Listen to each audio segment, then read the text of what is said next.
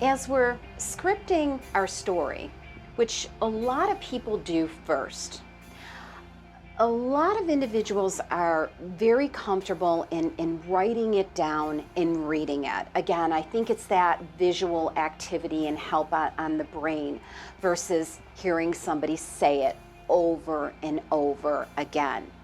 Go ahead and do that if that makes you comfortable. Write it down, introduce yourself, and then say it, practice it. That practice piece is so important. I've even had students go to such an extent where they videotape themselves, or they used one of those, now what is old-fashioned, but any type of player that allows you to speak into, and listen back to it. And ask yourself, again, as the product of you, as the president of this company, do you like the way you're representing the most valuable thing you own, yourself? And if you don't, just keep on practicing it because it will get comfortable for you. It's very awkward in the beginning. No, that's normal.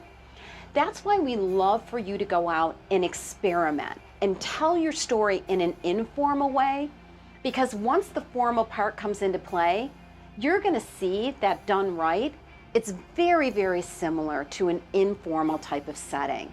You're going to get so comfortable with it that it's going to become natural to you. This truly, really is your story. It's not like we're making things up. It's just you really never understood what went into it and how important it was for you to present it in a powerful way. The backstory of this really becomes getting to know yourself better and why your story is so important as you not only secure this job, but your future jobs in conjunction with an employer's perception. If you don't know you, then how is he or she supposed to know you?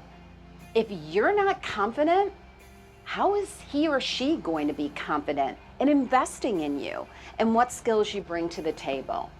So please, as you're putting your profile together, keep in mind these very, very important points. Make sure you get each and every one of these questions answered in your story formation. Who are you? Very succinctly, who are you? Are you saying what your specialty is?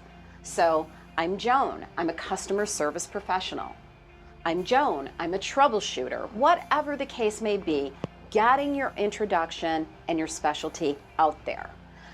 Why are you here? It should be very, very succinctly covered what brought you here today. And again, that normally tends to come more at the end as that final capulation of what made the connection with the role and the company and why you had such a strong interest level in being interviewed for this particular role. What can you offer?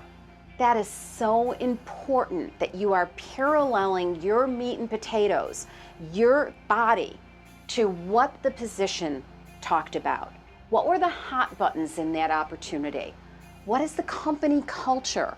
And am I relating enough of my story to that company culture? I worked in a fast-paced environment. This is a fast-paced environment. Watch the parallels. So again, your connection and their connection become evident. How can you help me is absolutely imperative, all right, when it comes to the structure and the need and want and concern. Every employer is looking for help. They have an opportunity. They do have an opening. If they're sitting across from you, they thought that you could solve your problem. Excuse me, their problem. So keep that in mind as you're covering each and every piece of it, and make sure that you're answering all those questions, because that's what really makes a powerful biography.